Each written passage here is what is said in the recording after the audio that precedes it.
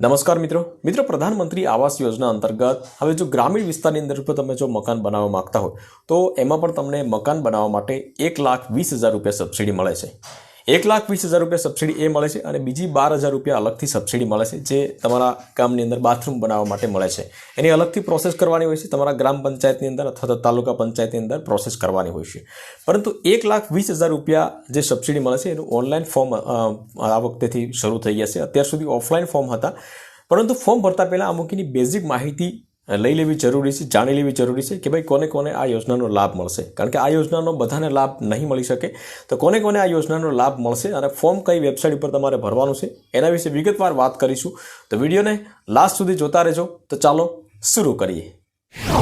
તો ગ્રામીણ વિસ્તારમાં મકાન બનાવવા માટે તમને 1,20,000 રૂપિયાની સબસિડી મળે છે, પરંતુ તમારી પાસે આ જે 10 વસ્તુઓ જે છે, જે 10 મુદ્દાઓ છે એ તમારી પાસે ના હોવા જોઈએ। તો કઈ 10 બાબતો છે એના વિશે વિગતવાર વાત કરીશું આપણે। રાજ્યના ગામડાઓમાં પ્રધાનમંત્રી આવાસ યોજના માટે 1,20,000 રૂપિયા સહાય મળશે, પરંતુ લાભાર્થી પાસે સર્વે અને ધારાધોરણો મુજબ આટલી વસ્તુ ના હોવી જોઈએ। પ્રધાનમંત્રી આવાસ યોજના માટે જિલ્લા ગ્રામીણ વિકાસ એજન્સી દ્વારા સર્વે કામગીરી અત્યારે હાથ ધરવામાં આવી છે। જોકે તેમાં કેટલાક ધારાધોરણો નક્કી કરવામાં આવ્યા છે। કયા કયા ધારાધોરણો છે એના વિશે પણ આપણે આગળ વાત કરીએ છીએ। શહેરોમાં પ્રધાનમંત્રી આવાસ બાદ હવે ગ્રામ્ય કક્ષાએ પણ સરકાર દ્વારા પ્રધાનમંત્રી આવાસ યોજના મતલબ કે PMAY માટે સર્વેની કામગીરી હાથ ધરવામાં આવી છે। ગ્રામીણ વિકાસ એજન્સી દ્વારા ઓનલાઈન સર્વે અને વધુ માહિતી માટે પંચાયત કચેરી અને તાલુકા પંચાયત કચેરીનો સંપર્ક કરવા માટે જણાવવામાં આવ્યું છે। બરાબર, વિશેષ માહિતી આ વિડીયો જોયા પછી તમારે વિશેષ આના વિશે માહિતી જોઈતી હશે તો તમારા ગામની અંદર જે તે સર્વે હશે, મતલબ કે સર્વે કરવાવાળા વ્યક્તિ હશે, એની પાસેથી તમે જાણી શકશો। ગ્રામ પંચાયત જે કચેરી જે છે, સરપંચ જે છે, તો એની પાસેથી જાણી શકશો, અથવા તો તાલુકા પંચાયતથી પણ તમે વિશેષ માહિતી મેળવી શકશો। પ્રધાનમંત્રી આવાસ યોજના ગ્રામીણ અંતર્ગત આવાસના બાંધકામ માટે સર્વે શરૂ કરવામાં આવ્યો છે। ઉપરાંત ઓનલાઈન સર્વે અને વધુ માહિતી માટે ગ્રામ પંચાયત કચેરી અથવા તો તાલુકા પંચાયત કચેરી તેમજ નક્કી કરેલા સર્વેયર મતલબ કે જે સર્વે કરવાવાળા હોય એનો તમારે સંપર્ક કરવાનો રહેશે। સર્વે માટે છેલ્લી તારીખ 31 જાન્યુઆરી 2025 છે। આ સહાય માટે નવો સર્વે 2024-25 થી 2028-29 મતલબ કે આવનારા 5 વર્ષ સુધી આ સર્વે થવાનો છે।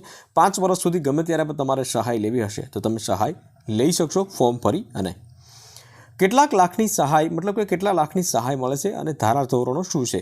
શહેરી વિસ્તારમાં મહાનગરપાલિકા અને નગરપાલિકા હસ્તક સરકાર દ્વારા પ્રધાનમંત્રી આવાસ યોજનાના મકાનો બનાવવામાં આવ્યા છે। હવે ગ્રામ્ય કક્ષાએ પણ પ્રધાનમંત્રી આવાસ માટેનો લાભ ગરીબ વર્ગના લોકોને મળી રહે તે હેતુસર જિલ્લા ગ્રામીણ વિકાસ એજન્સી અંતર્ગત પ્રધાનમંત્રી આવાસ યોજના માટે એક સર્વેનું આયોજન કરવામાં આવ્યું છે। સરકાર દ્વારા આવાસ બાંધકામ માટે 1,20,000 રૂપિયાની સહાય મળે છે। નવા સર્વે પ્રમાણે વ્યક્તિગત ધોરણે આપવામાં આવે છે। હવે કઈ વસ્તુ તમારી પાસે ન હોવી જોઈએ? સૌથી મુદ્દાની વાત છે મિત્રો કે આટલી બાબતો તમારી પાસે ન હોવી જોઈએ તો જ તમે લાભ લઈ શકો છો। સૌ પ્રથમ વાત કરીએ મિત્રો કે 3 વ્હીલર 4 વ્હીલર તમારી પાસે વાહન ન હોવું જોઈએ। મતલબ કે તમારી પાસે રિક્ષા અથવા તો 4 વ્હીલ જો હોય તો પણ તમે આમાં ફોર્મ નહીં ભરી શકો। ખેતી લાયક સાધન 3 વ્હીલર 4 વ્હીલર વાહન ન હોવું જોઈએ। મતલબ કે ખેતી લાયક જો તમારી પાસે કોઈ ટ્રેક્ટર કે એવી રીતના હોય તો પણ તમે આમાં ફોર્મ નહીં ભરી શકો। ₹50,000થી ઉપર કિસાન ક્રેડિટ કાર્ડ લિમિટ ન હોવી જોઈએ। મતલબ કે તમને 50,000 રૂપિયાથી તમે વધારે પાક ધિરાણ લેતા હોય તો પણ તમને આમાં સહાય ન મળે। ઘરનો કોઈ વ્યક્તિ સરકારી કર્મચારી મતલબ કે સરકારી નોકરી કરતો હોવો ન જોઈએ। ત્યાર પછી 5મા નંબરની વાત કરીએ તો ઘરનો કોઈ પણ વ્યક્તિ સરકાર સાથે નોંધાયેલ બિન કૃષિ ઉદ્યોગો ધરાવતા ન હોવા જોઈએ। મતલબ કે તમારી પાસે 2 નંબરના પ્લોટ ન હોવા જોઈએ અથવા તો 2 નંબરના કોઈ પણ જે ધંધા હોય તો એ ન હોવા જોઈએ। પરિવારના કોઈ પણ વ્યક્તિની માસિક આવક 15,000થી વધારે ન હોવી જોઈએ। જો તમારા ઘરની અંદર 4 સભ્યો હોય એમાંથી કોઈ પણ એક વ્યક્તિની માસિક આવક 15,000થી વધારે હોય તો પણ તમે આમાં ફોર્મ ફિલઅપ નહીં કરી શકો। ઇન્કમ ટેક્સ ભરતો ન હોવો જોઈએ। ત્યાર પછી પ્રોફેશનલ ટેક્સ ભરતો ન હોવો જોઈએ। મતલબ કે આ ટેક્સ જે ધંધાઓ કરતા હોય એના વિશે વાત કરીએ છીએ। ત્યાર પછી 2.5 એકર અથવા તેનાથી વધુ પિયત જમીન ન હોવી જોઈએ। અઢી એકર મતલબ કે ટોટલ 7.5 વીઘા થાય, બરાબર। 7.5 વીઘા જો તમારી પાસે જમીન હોય તો પણ તમે આમાં ફોર્મ ન ભરી શકો, મતલબ કે 1 એકરે અઢી વીઘા થાય છે, બરાબર। તો અઢી એકરે 7.5 વીઘા જેવું થાય છે। તો 7.5 વીઘાથી વધારે તમારી પાસે જમીન હોય તો પણ તમે આમાં ફોર્મ ફિલઅપ નહીં કરી શકો। વાર્ષિક આવક તમારી 6 લાખથી વધારે ન હોવી જોઈએ। ત્યાર પછીની વાત કરીએ આપણે તો અરજદાર પાસે પાકું મકાન ન હોવું જોઈએ, મતલબ કે પેઢિયાવાળું અથવા તો સ્લેબવાળું મકાન તમારી પાસે ન હોવું જોઈએ। તમારી ઉંમર 18 થી 59 વર્ષની વચ્ચે હોવી જોઈએ। અરજદારે અન્ય કોઈ યોજના હેઠળ મકાન બાંધવા માટે બીજી કોઈ પણ આવી રીતના આવાસ યોજનામાં સહાય મેળવેલી ન હોવી જોઈએ અથવા તેના પરિવારે, જેની પાસે પાકું મકાન ના હોવું જોઈએ। પાકા મકાનની મેં વાત કરી, બરાબર। તો આટલા ક્રાઇટેરિયા તમારી પાસે હોવા જોઈએ મિત્રો।